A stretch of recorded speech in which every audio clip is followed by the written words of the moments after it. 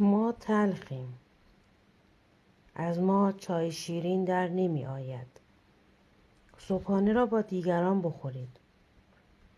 با ما که باشید باید با خودتان کله قند بیاورید.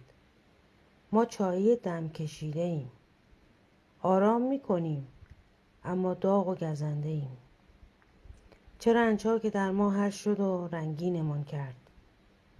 اما اگر نوشیدنی آرام بخش و رنگین می خواهید کارتان با ما راه نمی افتد.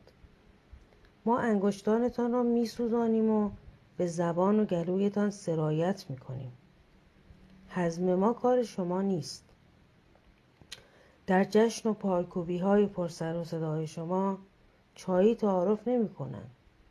بگذارید در همان قوری بمانیم و جوشیده شویم و دورمان بریزید.